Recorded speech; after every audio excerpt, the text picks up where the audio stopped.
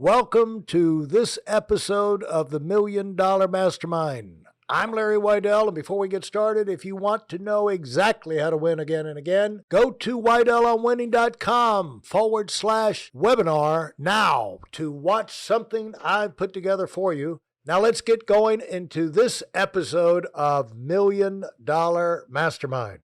I'm here with Kalpesh Patel, and we're fighting our way to covering this subject of how to unravel the complex situations.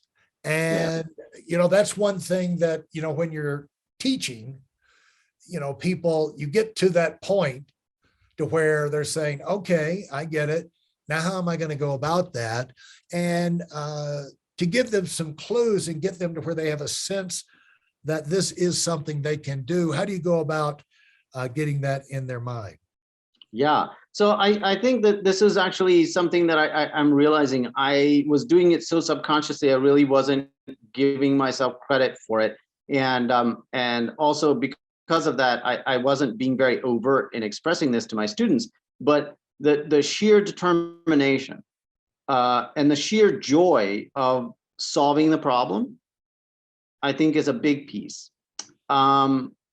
Another piece is like understanding your role in the overarching thing. Why is it that you have to solve the problem? Oh, because there's no one else to solve this problem. Like I'm it. I'm the last man standing. I am the wall. Whatever that role is, I think it's very important to recognize what that role is that you play, so that when you're getting tired, when you're getting wobbled, when you're dealing with failure number 3 of your, trials, you can pick yourself up and dust yourself off because, well, it doesn't matter the particulars of what my problem solving was this time or how much it failed or whatever else.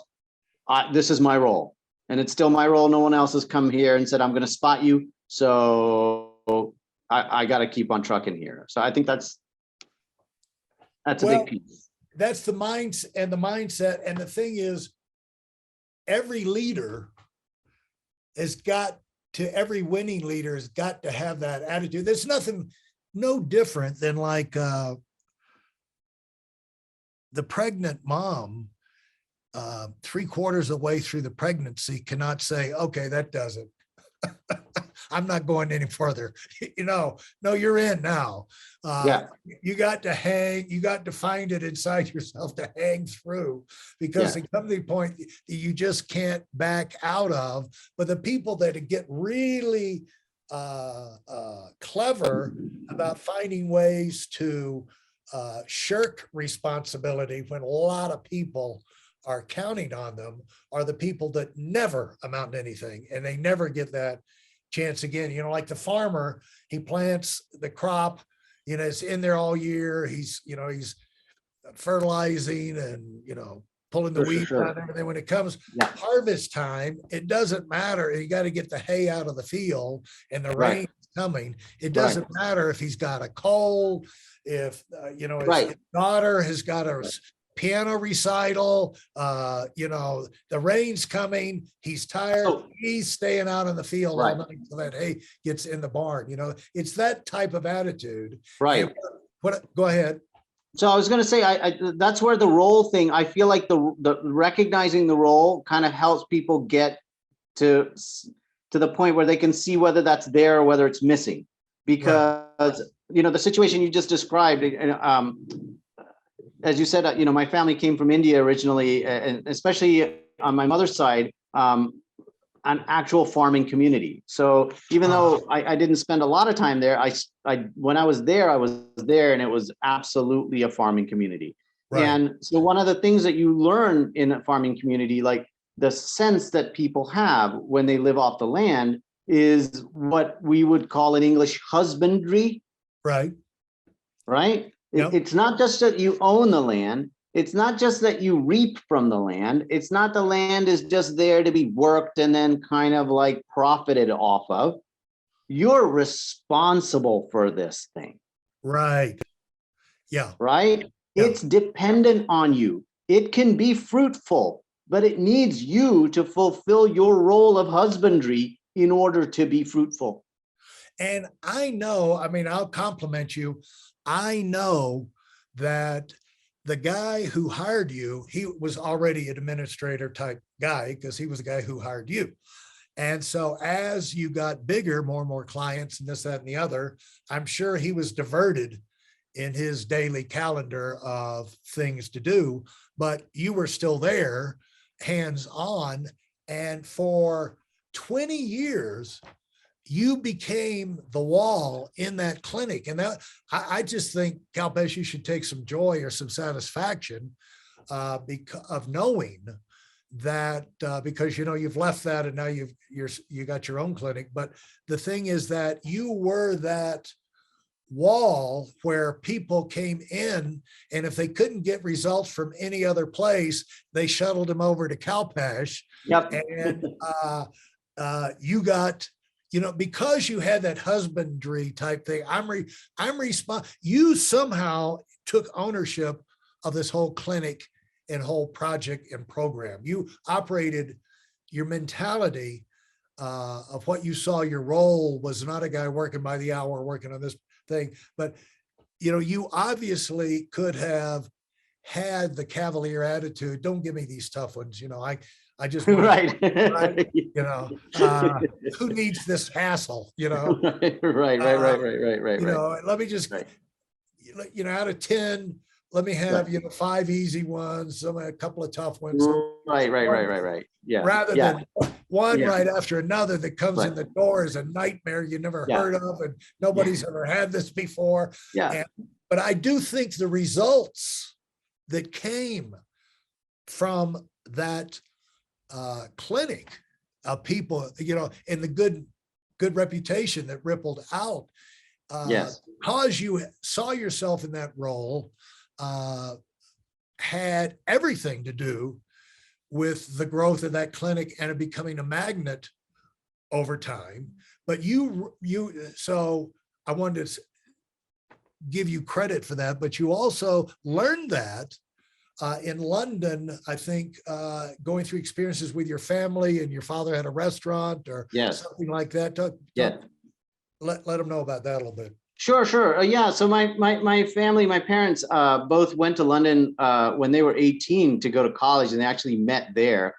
In London, in England has a huge Indian community now, but that's because there's been different influxes. But this was in the late 50s, I think, that when my parents went there, it was a very small community, very, very small numbers of young Indian people going there.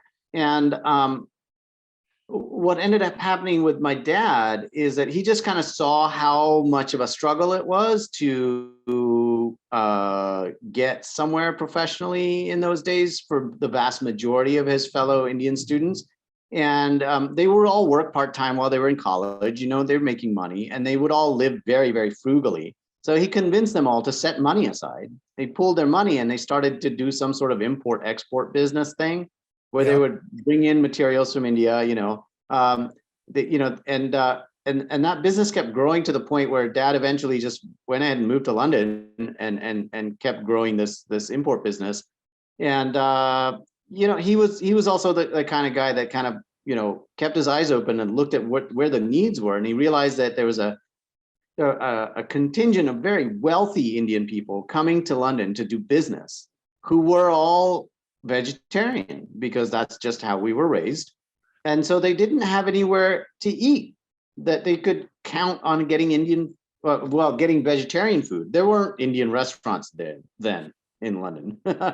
And so he opened this little diner that catered to these Indian businessmen, and he just made home cooking, but he knew how to cook. And so he just made, simple stuff, but it was stuff that everybody was familiar with. It's like going, you're imagine traveling in the 70s, being somewhere in France and being able to pop in someplace, just get a burger and fries, right? It was every American's dream, like, oh, thank God, Yeah.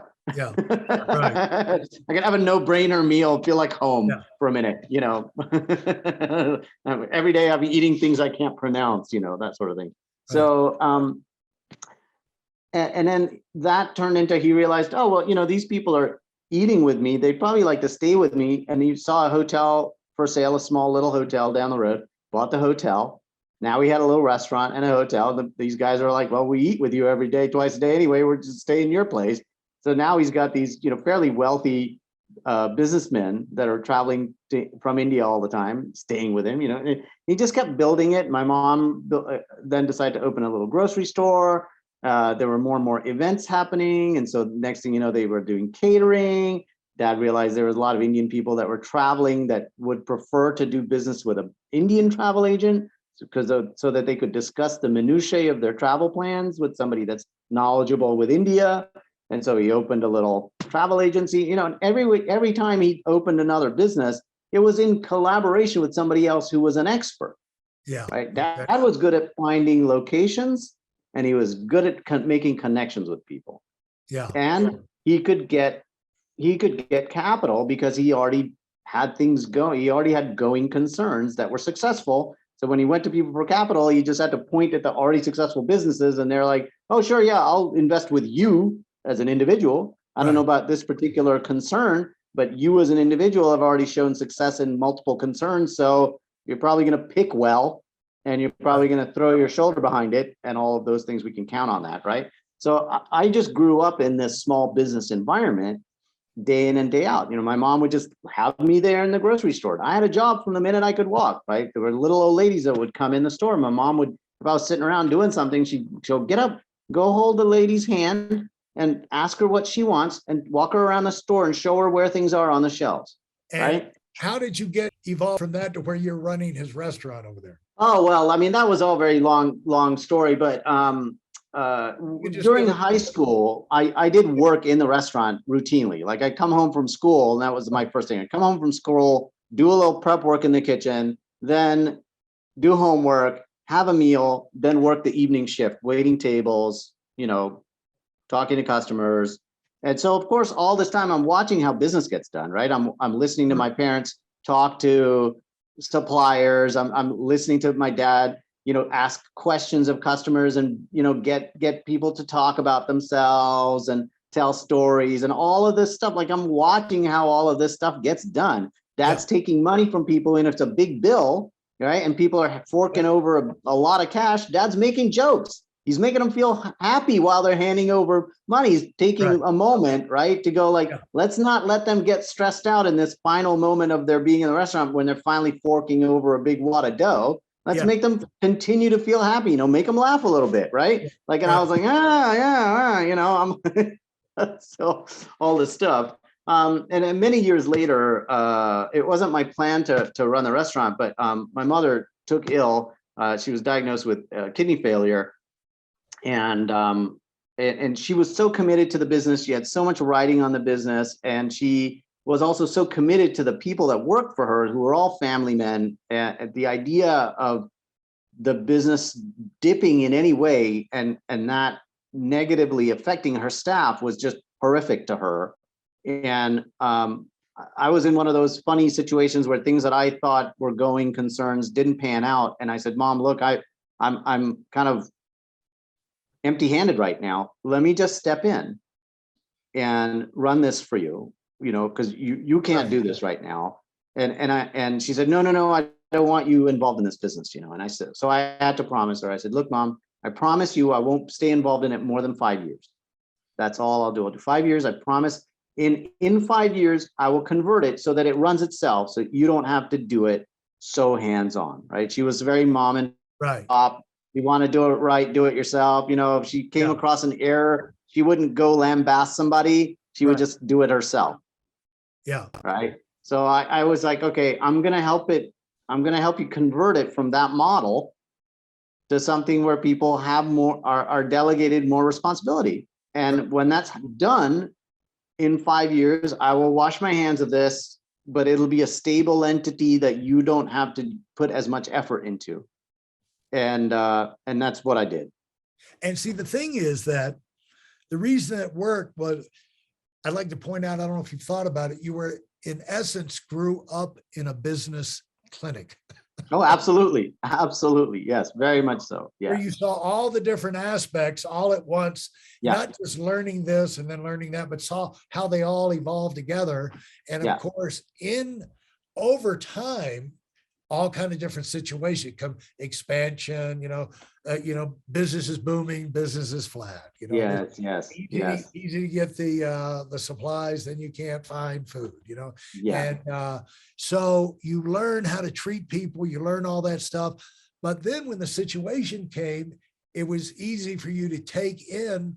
But I think the role there, and I think the lesson for people running this, listening, is it wasn't a 5 month plan, a 5 week plan, 5 year plan, and make it automatic where it's not personality that you need to look at your business and say, in X number of years, I want to be able to pull out of this thing. I might not, I might hang in, I might open, I might do anything, but I want to be Right. able to exit and pass it on and not have the quality drop, because I Yeah. don't want to build a personality driven Exactly. Yeah. business Yeah. forever. Yeah. I want to build a business and really only have a business when it will run without you there. And Yes. that's an extension of identifying, installing the models in the systems, right? Yes. Yeah. Absolutely. Yeah. And Every and person. there were a lot of very specific steps that had to be taken in order for that to happen. You know, and you know, it's funny. I don't know how much of it was just a function of logic, of just sort of looking at what the problem was and going, well, this is the obvious solution, and how much of it was being around other things. Because I know there are things I did that were relatively innovative.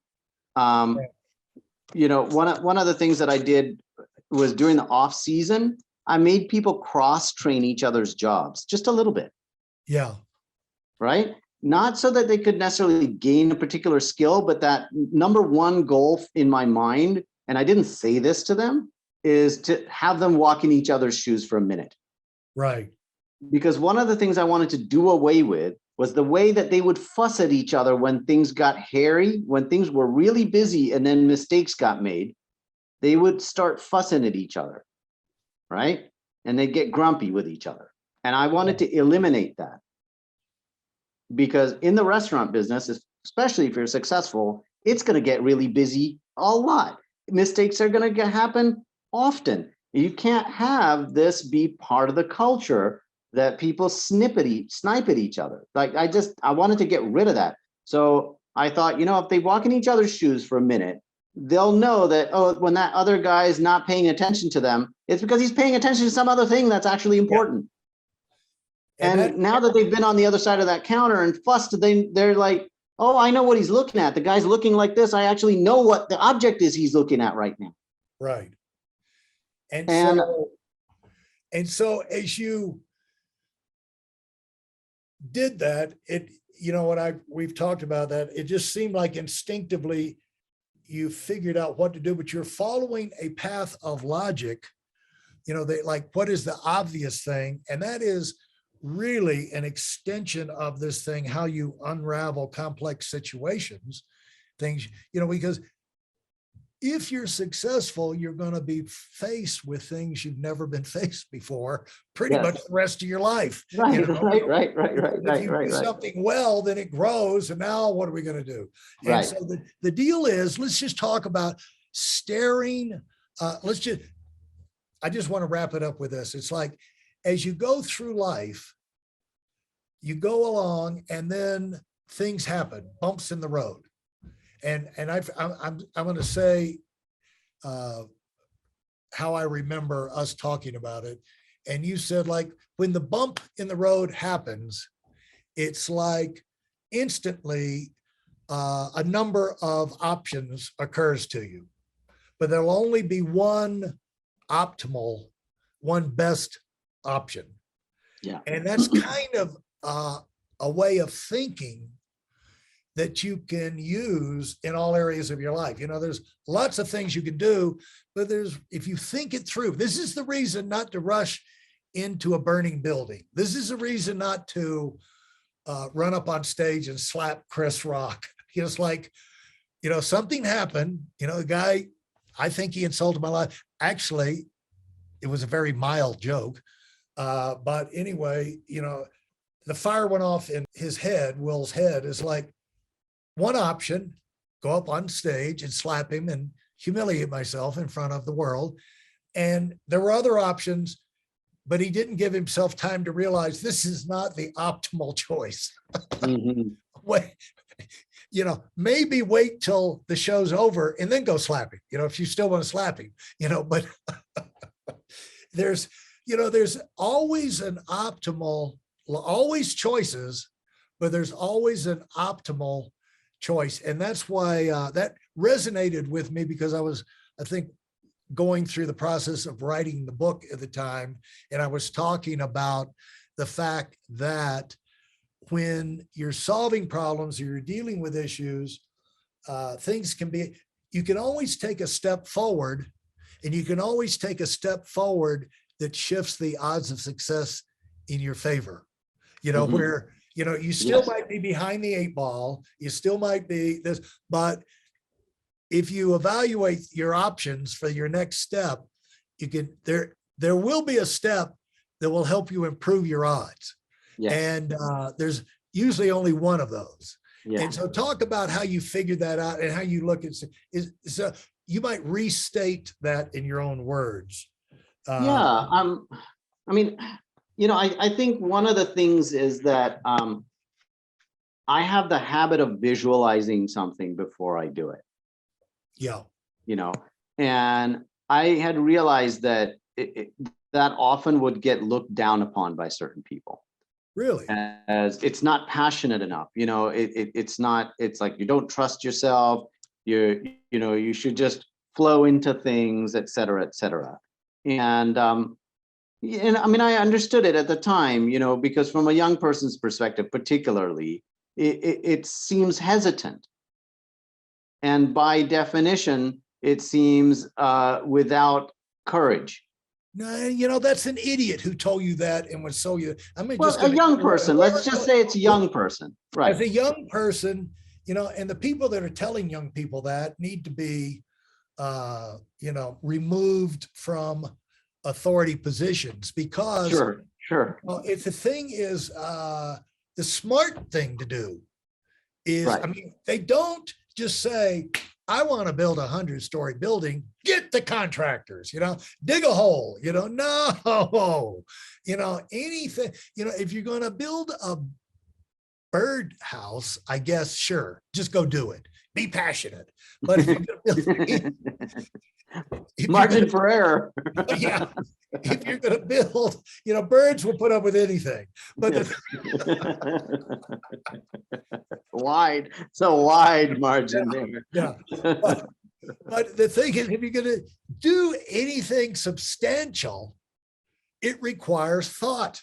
Yes. And because you have to be specific to be dynamic. You can't just do 1,000 things. You got to Exactly. You got to be specific to be dynamic. I love that. That's great. Yeah. And so exactly. So I think what worked out in my favor is that I already had this work habit of visualizing things. Right. And so that gave me the opportunity to actually see how it's all going to play out. Even if I'm not, my visualization is my imagination. It's not necessarily always accurate, but it would give me a chance to actually go, well, how would this play out? And make adjustments before I did the final thing, right. And I was gratified that, I didn't grow up playing golf, and I didn't grow up knowing anyone played golf. So, the first time that I watched a golfer do 3 practice swings before they stepped up to the ball, I said, aha, look. Yeah, right. Look at that. The one for whom the margin of error is mean, no margin of error. That person is like, no, I better work out my angles in there hoo-ha before I step up to the ball, because I can't just be doing any old thing here. So I realized later, oh, I'm an engineer. That's what I am. And people ask me, well, what do you do, Kalpesh? So what's so special about your approach to dealing with people's bodies? It's that I take an engineer's approach. Usually the people who come to me, their margin of error has already been exceeded, hasn't it? They're in the Yeah. red already, Right. right? Yeah. So I don't even have anything much to play with in that sense, right? I better think through what I'm going to do before I do it. Yeah. And the more they're screaming for me to hurry up and do something, the slower I go. Yeah. Yeah. Smart, because, one of the greatest women's pro golfers of all time, Anna Sorensen, said she, every shot, she was like a metronome, consistent. And she would go stand behind the ball. She called it the thinking box. Stand behind the ball about, 4, 5, 6, 8 feet and look at the ball and where she wanted to go. And then think about the visualization of this, that, and the other, and the shot she wanted to hit. Then she'd walk up and she said, now I'm not thinking anymore. I'm in the hitting box. And she had her warm-up routine that she repeated every time based off what shot and where she wanted to go, and she'd have her practice swings. She'd go through a routine and she'd swing. But it's consistency and comes from having that type approach. It's like plan your week, you plan your month, you plan, you're always thinking about. And again, one thing you said there, making the adjustments, because the clearer you are about what you want, the quicker you can realize if it's happening or not. Yes. Yeah. And emotionally, you've got to be ready to accept the sight of failure when it pops up, even in your imagination. If you're failing, don't start telling yourself little stories about it. Just accept that. Yep. Okay. Right. That looks like an F to me. All right. Well, I guess back to the drawing board. And I literally say that out loud in clinic to patients. I'll be like, well, back to the drawing board. Yeah. I'm not going to try to save my ego and lie about something being successful or try to make something appear successful if it wasn't. I think owning up, again, it kind of comes back to that whole husbandry thing, It's like, are you responsible? And if you're responsible, act responsibly. Right. Well, thanks so much. This has been every bit as much fun as I thought it would be. And looking forward to you having incredible success with your new clinic. Thank you. Looking forward for me to get in the car and come see you sometime this spring. All right, super. Thanks so much, Kalpesh. Pleasure. Is there a last word that you'd like to leave people with about navigating successfully through life and keeping their head on their shoulders? I got to go with my thing, which is think, and enjoy it. Enjoy your thinking. Yeah. Thanks so much. Appreciate All right, it. Larry. If you enjoyed what you've heard and are dead serious about finding out for yourself exactly how this works in the real world, I've taken the most valuable business lessons I've learned over 40 years and put them into something for you to watch. Go to whiteelementwinning.com/webinar now in order to move up as fast as possible. I'm Larry Weidel, and I run the $1 Million Mastermind. Go, go, go.